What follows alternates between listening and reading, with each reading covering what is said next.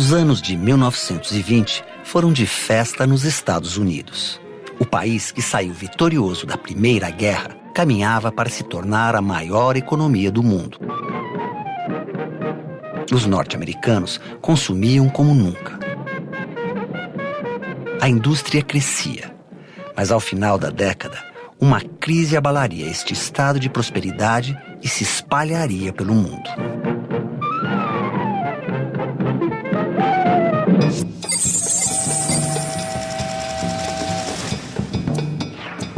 A Primeira Guerra Mundial deixou um rastro de destruição na Europa. As plantações estavam arrasadas, as cidades destruídas e as indústrias inativas.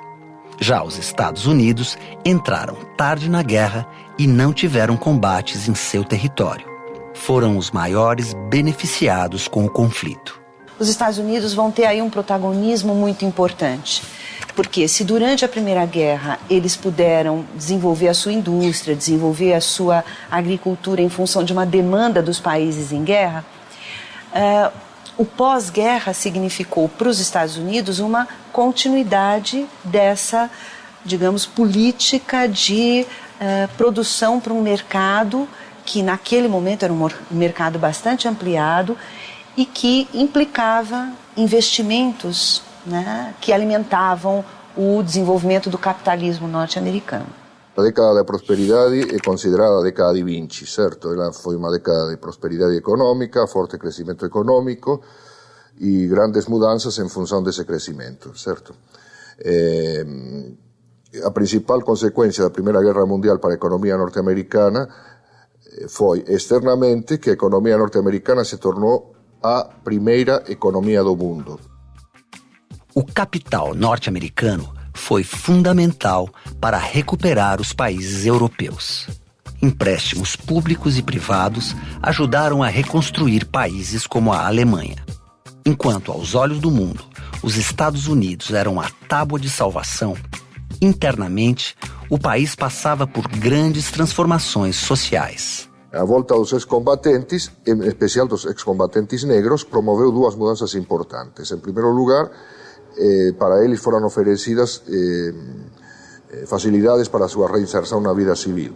Eles tentaram se transformar todos em pequenos empresários, em pequenos comerciantes, etc. Em segundo lugar, os negros voltaram com uma nova consciência de sua situação, certo? Tinham arriscado a sua vida pela pátria, portanto, eles queriam serem tratados como cidadãos iguais aos outros. Na verdade, a origem do movimento dos direitos civis se encontra nesse momento, certo? Ele teria que percorrer ainda 5 décadas, certo, até conseguir impor majoritariamente as suas reivindicações. Mas, de qualquer maneira, os negros tinham uma nova consciência e, portanto, passaram a ocupar um novo lugar na sociedade.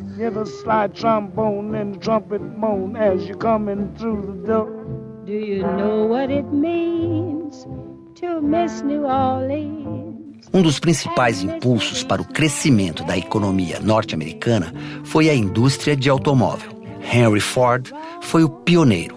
Ao lançar o Ford T, um modelo revolucionário para a época, ele ajudou a expandir outras indústrias e o mercado. A indústria do automóvel teve repercussões em toda outra série de ramos industriais. A produção de aço, a produção de partes para automóvel, a construção das estradas, a produção de petróleo.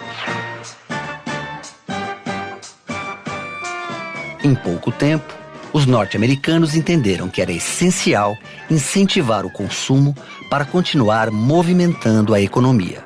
A publicidade dava seus primeiros passos. Agora era necessário criar campanhas publicitárias que atingissem o país inteiro, um país de dimensões continentais. Para isso foi necessário mobilizar uma enorme quantidade de recursos materiais e também intelectuais.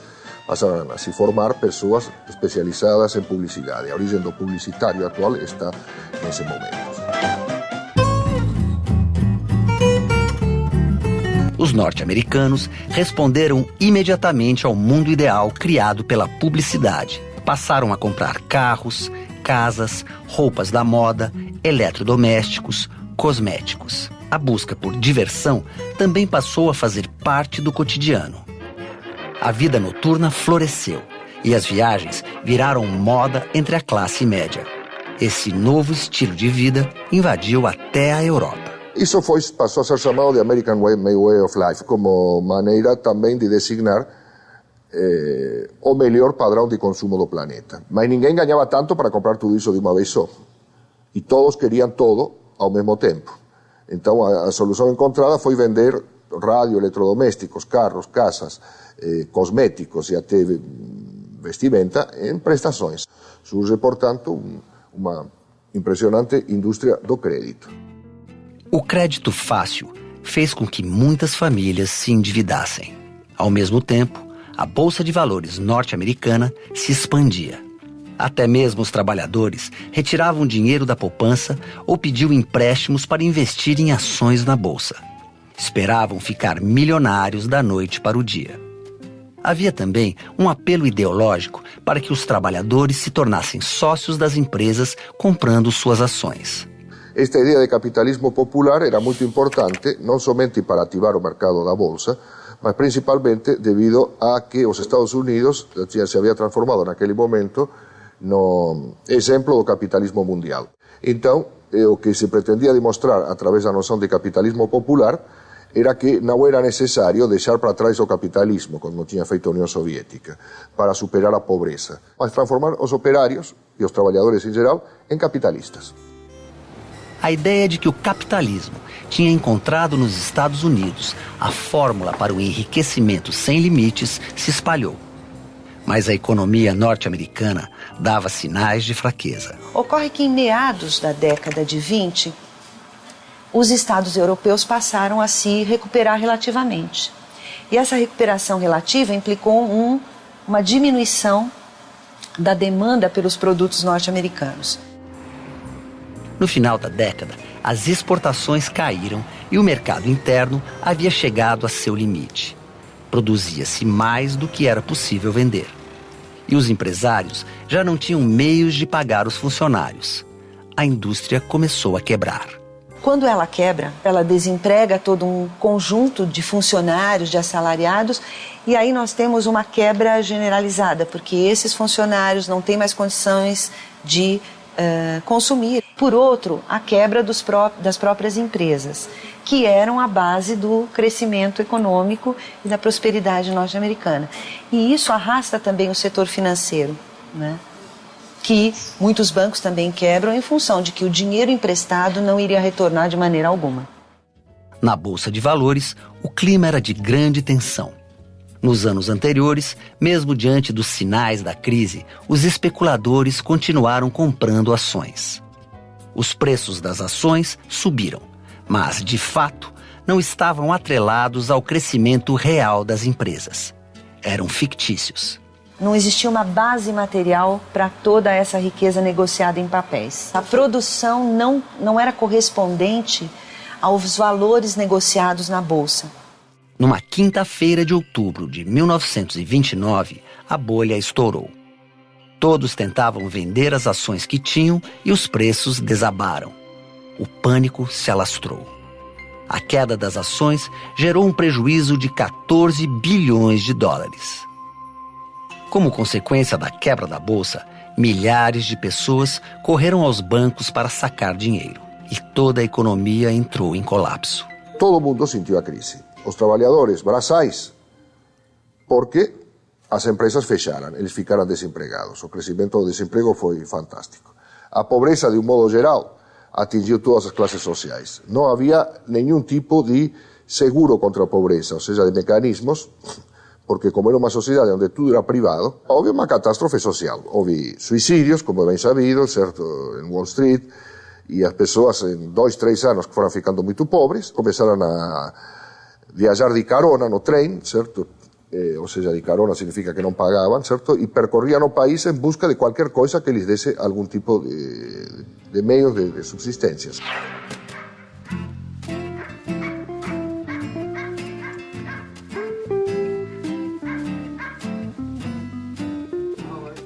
Baseado no livro do escritor John Steinbeck, o filme As Vinhas da Ira é um retrato desse período. Conta a história de uma família de agricultores que perdeu as terras e percorre os Estados Unidos em busca de trabalho.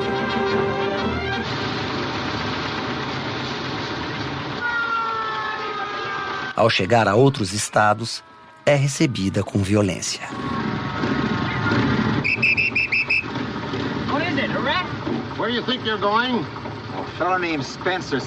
Quando transpassavam a fronteira de um estado para o outro, os camponeses de outro estado, ou as pessoas de outro estado, os esperavam com armas para não deixarem que eles entrassem, ou seja, que eles concorressem com os trabalhadores desse estado pelos poucos empregos que ainda subsistiam, certo? Resultado, começou a haver milícias armadas, certo, que patrulhavam a fronteira dos estados para que não houvesse migrações de estado para estado. Surgiram favelas em todas as capitais norte-americanas e as pessoas reviravam o lixo para obter alguma coisa para comer. Houve êxodo para a cidade e houve perda de casas por parte dos que viviam na cidade. Foram parar nas favelas. Os próximos anos ficariam na história como o período da Grande Depressão. A crise, que teve seu centro nos Estados Unidos, se espalhou pelo mundo e trouxe várias consequências.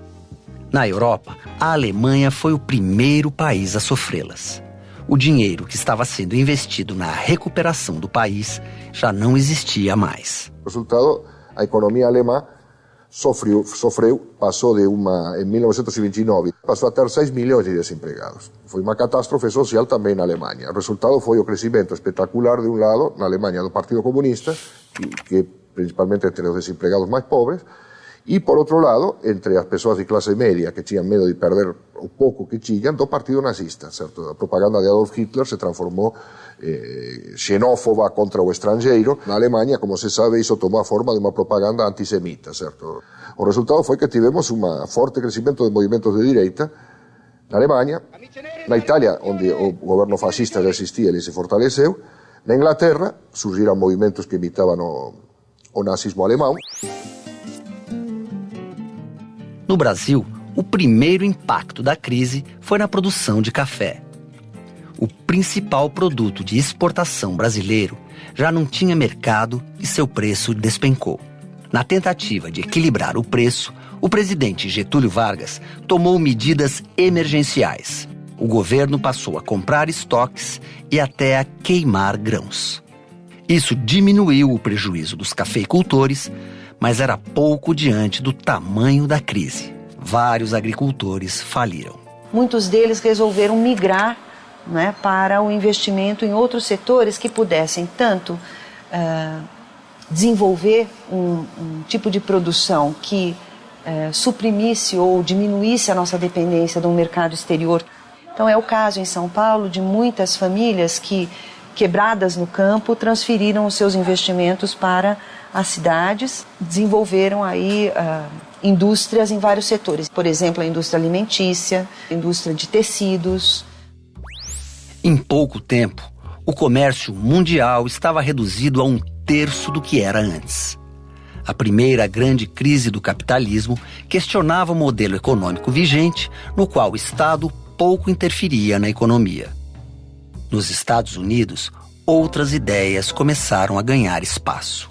Em 1933, o novo presidente eleito, Franklin Delano Roosevelt, falava em supervisionar transações bancárias e financeiras. There must be an end to speculation with other people's money. O governo Roosevelt tomou para si a tarefa de recuperar a economia e gerar bem-estar social. Seus discursos traziam esperança. Na prática, o presidente implantava uma série de medidas que ficaram conhecidas como o New Deal, o novo acordo. Era basicamente um programa de intervenção do Estado na economia para disciplinar a economia, para tentar buscar uma saída à crise econômica através da criação de empregos pelo Estado, reorganização do sistema financeiro. Então, o Roosevelt investiu, em primeiro lugar, como um gestor de uma política pública de incorporação da massa de desempregados em obras, né, de caráter estatal. Segundo, ele determinou, como o preço dos alimentos também, né, teve uma queda muito significativa, quebrando também os próprios produtores rurais, o que ele fez foi pagar para que a produção fosse limitada. Então, forçando a subida dos preços agrícolas como uma forma de remunerar esse agricultor. Por outro lado, ele também investiu na indústria. De que maneira? Ele criou um salário mínimo, né? Criou uma legislação social que pudesse dar condições a essa população de ser novamente consumidor, mesmo com um salário menor. O New Deal não obteve todo o sucesso pretendido. Conseguiu reduzir a pobreza e o desemprego por algum tempo. Mas a economia norte-americana só se recuperaria mesmo com a Segunda Guerra Mundial e a movimentação na indústria de armas. Os anos de 1920 foram intensos e contraditórios. A crise de 1929 deixou questões que até hoje são debatidas. Há como evitar as crises no capitalismo? Por que elas se repetem?